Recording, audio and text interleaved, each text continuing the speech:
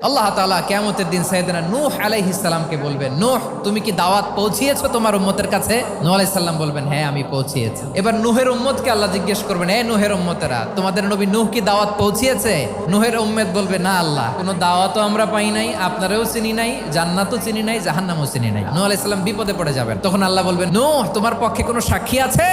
নূহ আলাইহিস সালাম বলবেন, আছে। কে?